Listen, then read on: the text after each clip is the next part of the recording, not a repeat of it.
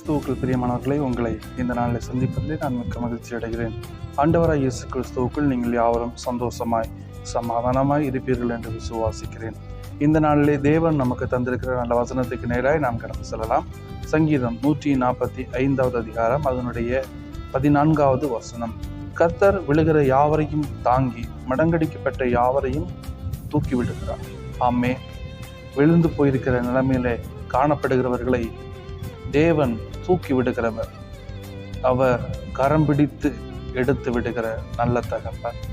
இந்த உலகத்தில் நேராய் சரியாய் பிரகாசமான வாழ்க்கையோடு, நீதி நிறைந்த வாழ்க்கையோடு, நன்மை நிறைந்த வாழ்க்கையோடு ஒரு மனிதன் வாழ்கிறான் என்றால், ரட்சிக்கப்பட்டு மனம் திரும்பி தேவனுடைய பிள்ளையாய் ஒரு மனிதன் வாழ்கிறான் என்றால், உலகம் அவனை கீழே தள்ளும்படியாக, சத்துரு அவனை பாவத்திலே தள்ளும்படியாக எத்தனம் பண்ணும்போது, ஒருவேளை இந்த காலத்தில் விழுந்து கிடக்கிற நிலைமையிலே காணப்பட்டாலும் தேவன் அவர்களை தூக்கிவிட சித்தமுள்ளவராய் காணப்படுகிறார். ஆமேன்.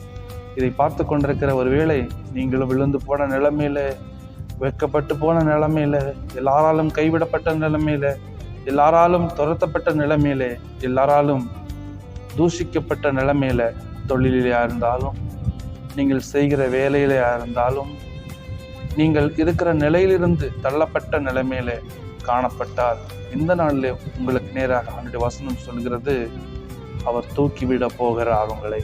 ஆமேன். பிடித்த கரத்தை அவர் விடுகிற தேவன் அல்ல.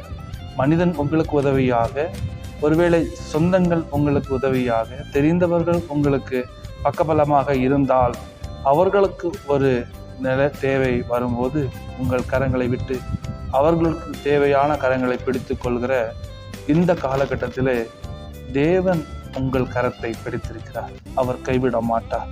கர்த்தர் விழுகிற யாவரையும் தாங்குகிற தேவன். நீங்கள் ஒருவேளை விழுந்து போனால், நீங்கள் விழுகிறது சாத்தானு கரத்தில் அல்ல, ஆண்டவராய் இயேசு கிறிஸ்துவனுடைய கரத்திலே நீங்கள் விழுந்திருக்கிறீர்கள். கலங்காதீர்கள், பயப்படாதீர்கள். அவர் உங்களை தாங்கி தூக்கி நிறுத்தி வழிநடத்தி கொண்டு போக நல்ல தகப்பனாய் காணப்படுகிறார். விழுந்து போனேனே என்று சோர்ந்து போகாதீங்க. தோற்று போனேனே என்று சோர்ந்து போகாதீங்க. வெட்கப்பட்டு போனேனே என்று சோர்ந்து போகாதீங்க. நீங்கள் விழுந்து போனது ஒரே அடியாக அல்ல, விழுந்து போனது கடைசியாக அல்ல, விழுந்து போனது முடிவல்ல. தேவன் உங்களை தூக்கிவிட ஒருவர் உங்களை காப்பாற்ற வந்து கொண்டிருக்கிறார். ஒருவர் உங்களுடைய வாழ்க்கையிலே ஒளியை வைக்கும்படியாக வந்து கொண்டிருக்கிறார். ஒருவர் உங்களுடைய கல்வியை ஆசீர்வதிக்கும்படியாக வந்து கொண்டிருக்கிறார். ஒருவர் உங்களுடைய தோல்வியை ஜெயமாக மாற்றும்படியாக வந்து கொண்டிருக்கிறார். அவர்தான் நம்முடைய ஆண்டவராய் இயேசு கிறிஸ்து சொல்லுகிறார், மடங்கடிக்கப்பட்ட யாவரையும் அவர் தூக்கி விடுவார்.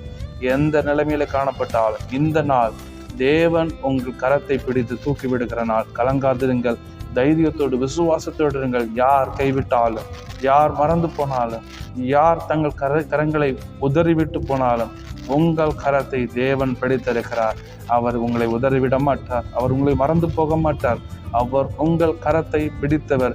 கடைசி மட்டும் வழி நடத்தி, விழுந்தாலும் கால் சறுக்கினாலும் எந்த நிலைமையிலும் அவர் உங்கள் கரத்தை பிடித்து தூக்கி கொண்டு போக வல்லமையுள்ள தேவனாய் காணப்படுகிறார். கவலைப்படாதிருங்கள். நிச்சயம் தேவன் உங்கள் கரத்தை பிடித்திருக்கிறார். அவர் கடைசி மட்டும் நடத்துவார்.